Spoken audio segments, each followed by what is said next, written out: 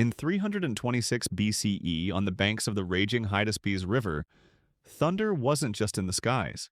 It echoed from the ground beneath colossal war elephants, charging toward the invincible army of Alexander the Great. What happened when an unstoppable force met an immovable beast? What unfolded when East met West, not in diplomacy, but in a battle that would echo through centuries?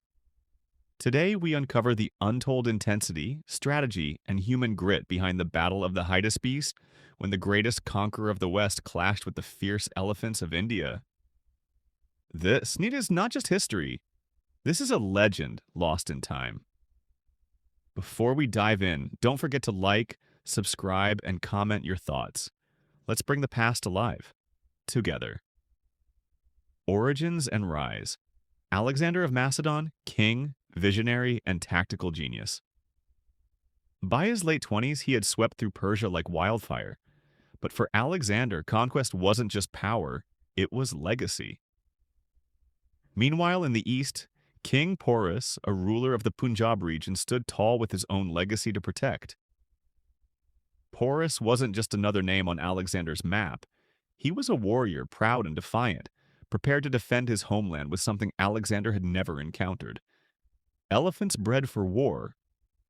This wasn't just a military campaign, it was a collision of worlds, one built on hoplite discipline, the other on natural brute power and battlefield cunning. Military power and strategy.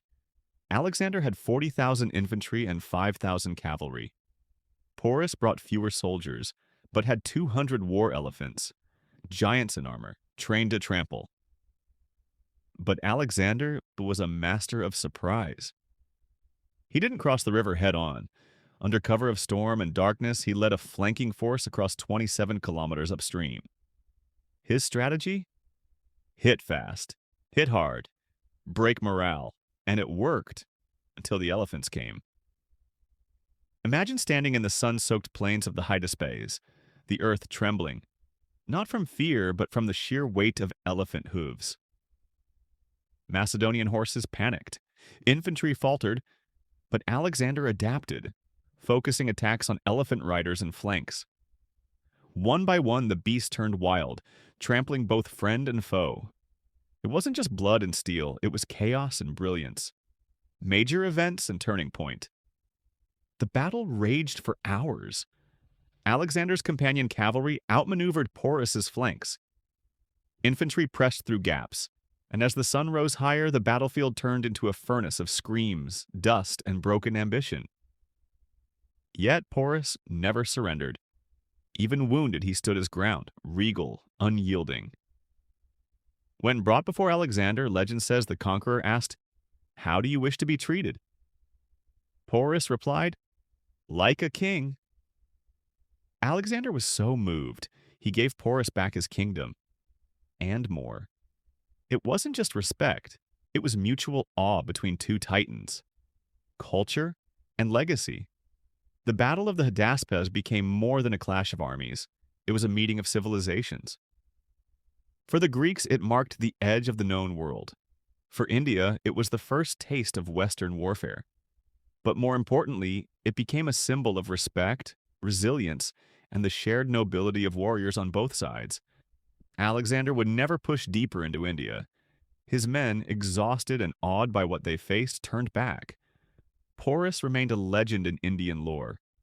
And the elephants? They became immortalized in Greek stories, feared and revered. Conclusion and reflection. The Hydaspes River no longer echoes with war cries, but its waters still remember the courage, the clash, and the kings who faced each other, not just in war, but in honor. The Battle of Hydaspes reminds us, true strength isn't just measured by victories, but by how you face defeat and how you respect those who challenge you. What would you have done if you stood where Porus did, with giants at your command, but an empire charging toward you? Let us know in the comments. Don't forget to hit like, subscribe for more epic history, and share this with someone who loves stories that shape the world. Because at The History, we don't just tell history, we bring it back to life.